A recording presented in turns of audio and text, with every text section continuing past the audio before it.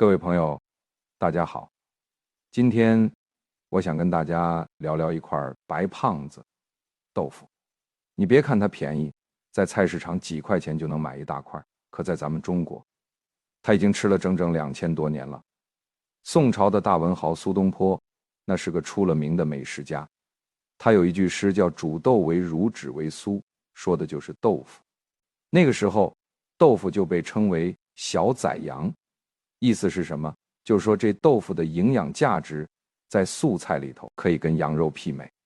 可是话又说回来，咱们很多老年朋友一听到吃素吃豆腐，第一反应就是哎呀，那玩意儿淡了吧唧的，能有啥营养？吃肉才补身体嘛，是不是？特别是家里那些牙口不太好的老大爷老奶奶，总觉得吃肉费劲，喝粥又没劲儿。来，我先给大家讲个真事儿。我身边有一位邻居，今年71岁的张大爷。张大爷年轻时干体力活，年纪大了落下一身毛病。什么毛病呢？最让他头疼的就是2条腿，走几步路就酸软的不行，上个3楼中间得歇2回。去医院一查，骨密度梯值负2.8，医生跟他说，你这已经是严重的骨量流失了，再不注意，哪天在家里摔一跤，髋部骨折，那后半辈子可能就得在床上躺着了。张大爷一听吓坏了，但是他又很发愁。医生啊，我牙口不好，咬不动肉，喝牛奶又拉肚子，我这拿什么补啊？医生说，老张啊，你这情况太普遍了，我告诉你一个绝招，把你家饭桌上的那块豆腐好好吃起来。张大爷半信半疑，不就是豆腐吗？以前也吃，也没见有啥用啊。医生告诉他，以前那是你吃的方法不对，量也不够。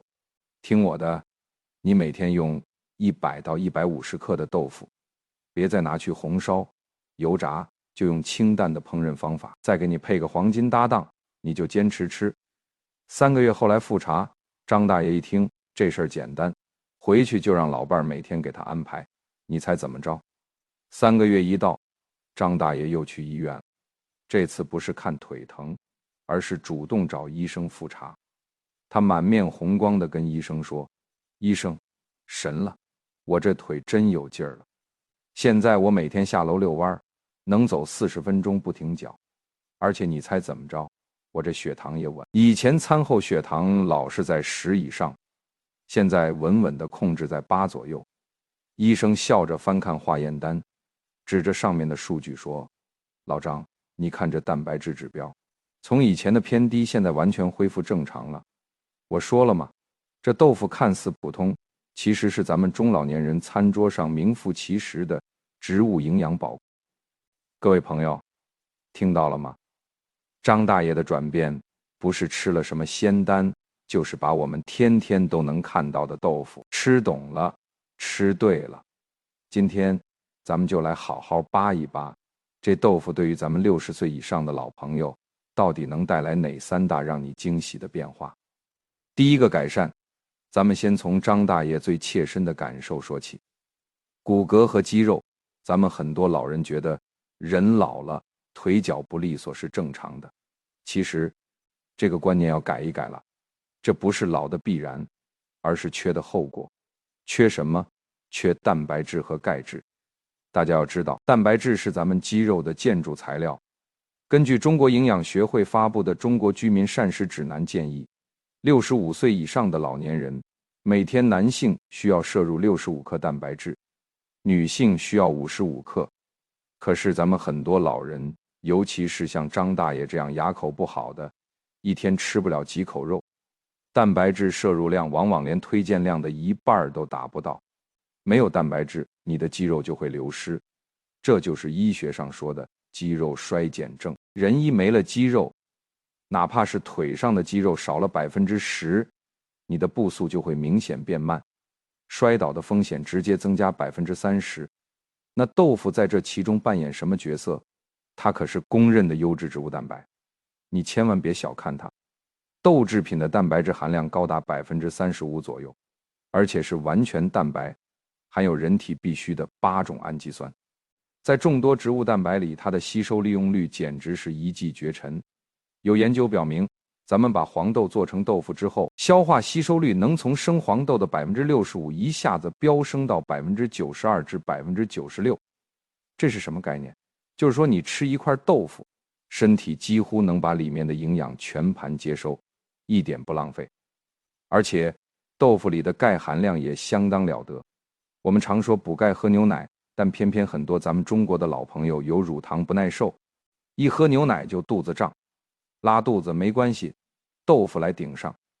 数据显示，每100克南豆腐，就是咱们常说的石膏豆腐，含有116毫克的钙，每100克北豆腐，也就是老豆腐，更是高达138毫克。这可比很多蔬菜的含钙量高出一大截。你如果每天吃上150克北豆腐，就能补进去将近200毫克的钙，这相当于喝了一小杯牛奶了。配合豆腐里的镁和维生素 K， 能有效促进钙在骨骼上的沉积。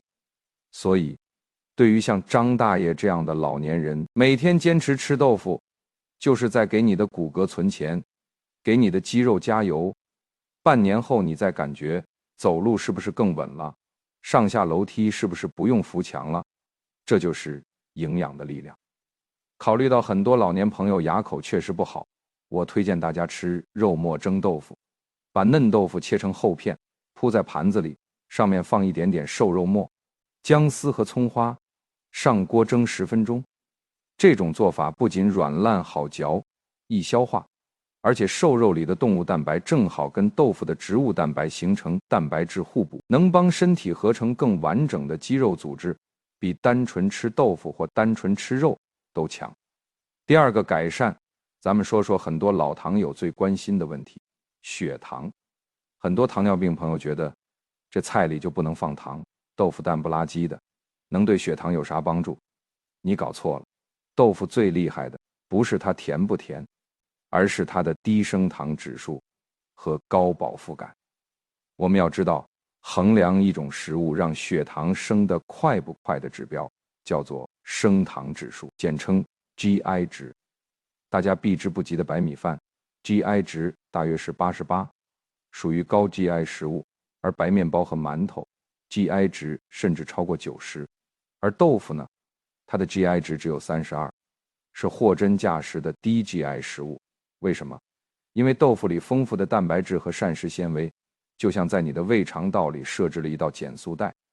当你吃下去之后，这些蛋白质和纤维会延缓食物中碳水化合物的吸收速度，让葡萄糖一点点缓慢地释放到血液里。这样一来，你的血糖就不会出现过山车式的大起大落，餐后血糖的峰值自然就降下来了。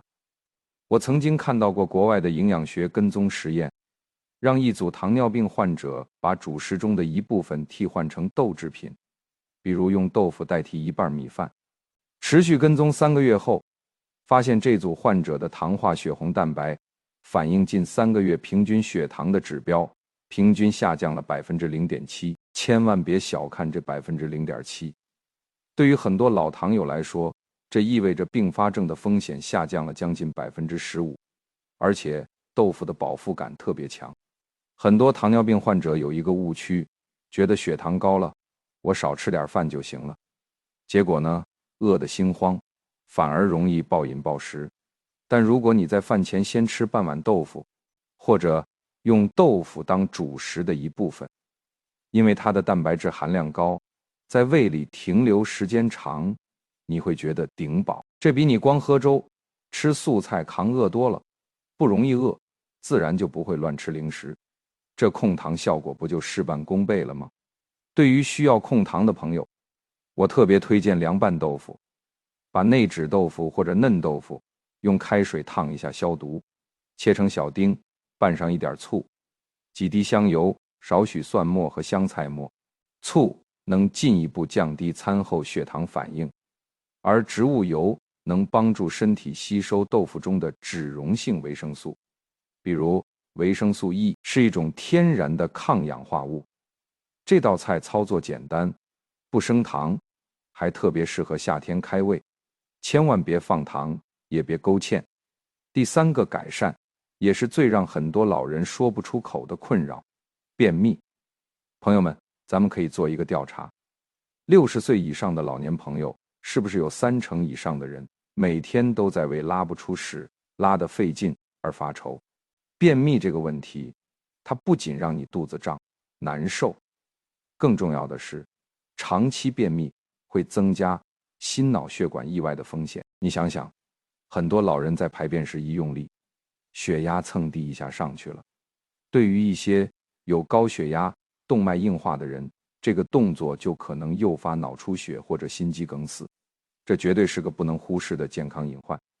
那么，为什么现代医学都在不遗余力地推荐多吃膳食纤维？因为膳食纤维就是咱们肠道的清洁工，它能吸水膨胀，把干燥的粪便变软变大，刺激肠道蠕动。而豆腐恰恰是这种清洁工的绝佳补充。你会发现，很多人有一个误区，觉得豆腐是细粮，没啥纤维。错了，大豆本身含有相当丰富的膳食纤维，而在制作成豆腐的过程中，虽然有一部分纤维随着豆渣被去除了，但豆腐里依然保留了不少可溶性膳食纤维，特别是干豆腐、老豆腐，它们的纤维素含量比嫩豆腐要高得多。更重要的是，豆腐里含有一种特殊的成分，叫做大豆低聚糖。这种低聚糖是咱们肠道里有益菌群，比如双歧杆菌和乳酸杆菌最爱的食物。你吃了含有大豆低聚糖的豆腐，就等于给你肠道里的好细菌送去了超级营养大餐。益生菌吃饱了，就能大量繁殖，抑制那些导致腐败和便秘的有害菌。肠道菌群平衡了，肠道的动力就恢复了，便秘问题自然迎刃而解。张大爷自己就深有体会，以前他上厕所没有20分钟出不来，有时候还得用开塞露。可自从把豆腐作为每日常规菜之后，每天早上起来一杯温水下去，再吃2口早餐，过不多久就有便意，而且排便非常顺畅成型。他跟我说，现在上厕所3-5分钟就完事儿了，别提多轻松了。你看看，一个小小的饮食改变，给生活质量带来的提升是翻天覆地的。针对容易便秘的朋友，我强烈推荐海带豆腐汤。准备半块老豆腐切成小块，再抓一把泡发好的海带丝，一起放进锅里，加几片姜，小火慢炖20到30分钟。为什么是海带？因为海带里的水溶性膳食纤维海藻多糖，和豆腐里的大豆低聚糖是黄金搭档，它们俩同时进入肠道，一个吸水膨胀，一个喂养益生菌，协同作用。你跟便秘说，拜拜只是时间问题。另外，炖汤记得要少油少盐，喝汤吃豆腐，健康又暖和。好的，朋友们，听了我刚才说的这3大好处，是不是恨不得马上去菜市场买几块豆腐回来？别急，心急吃不了热豆腐。吃豆腐这事儿也得讲究方式方法，如果吃不对，不但没好处，甚至可能伤身体。下面这4点注意，您可得记好了。第1点，也是个老生常谈，控制量。朋友们，好东西也不能当饭吃。豆腐虽然好，但毕竟性偏寒，而且含有较高的蛋白质和嘌呤，咱们老年人肾脏的排泄功能多多少少都有点下降。如果你每天吃进去半斤8两的豆腐，那可是给肾脏增加了巨大的负担。特别是那些已经有肾功能不全、有轻度蛋白尿的朋友，豆腐里的蛋白质代谢会产生含氮废物，这些废物要靠肾脏排出去。那我到底该吃多少呢？我给大家一个金标准，每天100到150克，这是多少？大概就是咱们去菜市场买的一块老豆腐的1/4到1/3，或者半块嫩豆腐的分量。这个量既能保证每天获得足量优质蛋白，又不会给消化系统带来压力，刚刚好。第2点，选对品种。你是不是在超市看着各种豆腐眼花缭乱？南豆腐、北豆腐、内酯豆腐、绢豆腐，到底买哪个？看你的目的，补钙强骨，首选北豆腐，也就是老豆腐。北豆腐是用卤水点的，钙含量最高，每100克有138毫克，口感硬，适合炖汤、红烧，控糖养胃。首选南豆腐，也就是石膏豆腐。南豆腐是用石膏点的，口感比北豆腐嫩，钙镁含量同样丰富，而且更容易消化，口感顺滑，选内酯豆腐。内酯豆腐是用葡萄糖酸内酯点的，吃起来像布丁，但它的蛋白质和钙含量是3者里最低的。如果你牙口不好，或者只是想做凉拌菜，可以选它，但想靠它补钙，就别抱太大希望了。此外，还要警惕伪豆腐、鱼豆腐、日本豆腐，其实就是鸡蛋羹、千叶豆腐，它们的主要成分是淀粉、蛋、油脂和大量添加剂，大豆含量微乎其微，吃了不仅不能补充营养，反而摄入了大量的油和盐。记住了，只有配料表第1位是大豆或黄豆的，才是真正的豆腐。第3点，也是性命攸关的一点，特殊人群要小心。痛风或高尿酸血症患者，这是一个老大难问题。很多人说豆制品嘌呤高，痛风不能吃，其实观点也在更新。干大豆嘌呤确实高，但在做成豆腐过程中，大部分嘌呤溶于水流失了。现在的国际权威营养指南认为豆制品与痛风发作没有必然联系，你可以适量吃，但不建议急性发作期吃，缓解期每天吃100克以内是安全的。如果实在不放心，吃之前把豆腐先焯水1-2分钟，可以去除掉绝大多数的嘌呤，这是个万能小妙招。有甲状腺疾病的朋友，大豆里有种物质叫大豆异黄酮，它会影响甲状腺对碘的摄取。如果你正在治疗甲减、桥本氏甲状腺炎，而且碘摄入不足，吃太多豆腐可能会干扰药效，但你不用怕，只需记住2点：一是服药后间隔4小时再吃豆腐；二是确保碘摄入充足，可以用加碘盐，偶尔吃海带紫菜。有严重的肾脏病患者，前面已经提到了，肾功能不全的患者，特别是血肌酐很高的人，必须限制蛋白质总量，包括植物蛋白。这种情况下，必须在医生或营养师的指导下吃豆腐。第4点，吃法也有讲究，黑名单搭配要避开。如果你把豆腐做成麻辣煎豆腐、红烧油炸豆腐，那等于把一块营养宝库变成了垃圾食品。高温油炸会破坏豆腐里珍贵的蛋白质和维生素，同时吸附大量油脂，热量直接翻倍，这对心脑血管是百害而无一利。